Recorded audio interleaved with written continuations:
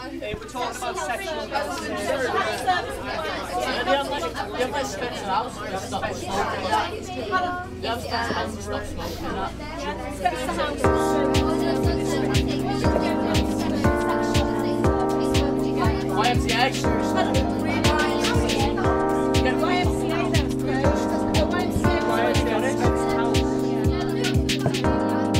My name's Paul.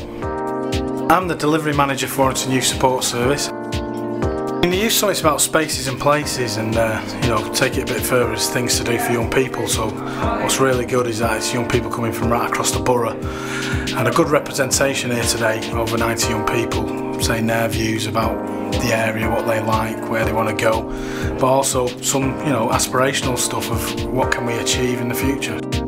My name's Adam Jackson and I'm extremely nervous. I'm the involvement worker for Warrington Borough Council, and to coordinating and supporting this event and getting young people's opinions coming forward and finding different ways to get those ideas forward. I'm a locality youth worker, so I work in Orford, Longford and Howley. What we've done is invited young people across the borough, different ages, different schools, obviously with different visions, to get together and come up with some ideas as group tasks to put towards a panel to see if we can make improvements for them. We're discussing about like youth culture and what there is for us to do around where we live and social networking and things like that. Yeah, and like deciding things that can change around Warrington for the benefit of us, because there's not a lot for us to do really.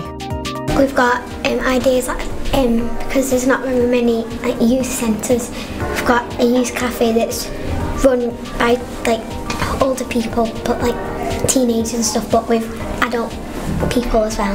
Right. So it gives like older children like the chance to have work experience and gain some money and stuff. Yeah, that's one of the main things we've been talking about is skate parks. Because we used to build we didn't have a skate park in Appleton, and we used to build dirt jumps and they used to get knocked down every month by the police. It's a bit far. The nearest skate park to us is in Victoria Park, and it's a bit far to travel to go all the way from Appleton and go down to Victoria Park and then all the way back again at night, and it's quite late at night as well. So we think that there should be more skate parks like round Appleton, because they've got one in other places, like smaller ones, and there should be more of them. We've done 3 priorities, and it was interesting to find that 2 different groups working at different activities came up with 2 priorities, which were parks and a youth cafe bar. So they'd like improvements to the parks and they'd like to see a youth cafe bar as well. They've decided collectively on a text message service. They want to improve that. So that's what our group's currently working towards now, how to present that to a panel. But I do think that the parks you know, and the youth cafe seem to be at the forefront of a lot of young people.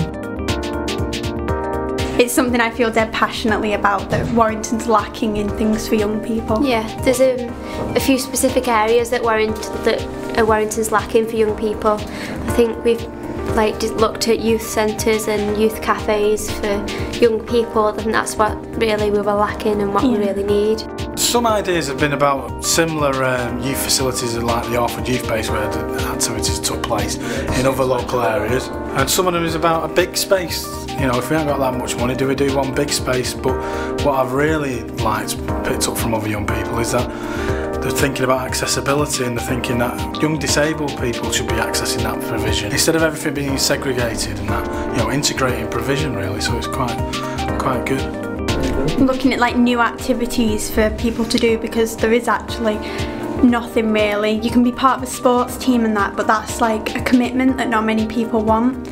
Maybe, you know, like new and exciting activities they can try and see if they like it, and, you know, go each week and try out new things. I think we were looking at the parks as well, and thinking about some of the parks around like Warrington maybe needed to like improving and maybe gearing up for older children as well, because a lot of them young children are based around young children. And also, we're not saying take them away from the young people, but the problem is because older people are trying to be on the young people's ones, they're vandalising it, and you've got, you know, 3-year-olds with their slide that's got swear words written all over it. It's not appropriate. The older children need somewhere where they can go that's for them, and they're not ruining it for somebody else, sort of thing. We've got 3 summits lined up. This is the second one for this year. I do know that they, you know, because the success of these summits and bringing young people together. I do know that there's going to be more, and the local youth forums are getting involved, and the Impact Group as well. So I think the summits are here to stay really, and I think it's going to be a permanent fixture within the calendar for young people to attend. I think it's very positive. What I think it will do is support the voluntary sector, the council, all different organisations who work with young people. It'll support them in the design and delivery of their services to young people, because young people are telling us what they want. In the winter you could have the virtual youth club building, for the summer you could go on the field or something like that. Yeah, but in the summer holidays there's also 2 clubs that are on during the day, because when we're going, there's usually sometimes one at the virtual youth centre and sometimes one at Gorse Cover, and I remember I used to always go to the one in Padgate High, but I don't think that's on anymore. I mean, I've got some like at Link Club, which is the Connections building outside Birch High School. If to go there, you have to pay because obviously people are spending their time on like looking after the kids. And I usually work there, but like to look after the kids because they're short on staff at the minute because of the swine flu and everything. Because one of the staff's sons have got it, so like I help there, and it's like really good. I mean, if we had something like that, maybe not to pay, but something like that where you go out, because what they do is they either go to the computer room in Birch High or the gym and play on the ropes, or to the field when it's sunny and everything, or go to the library. Like if we had something where you organise day trips, like in summer holidays, it's 8 till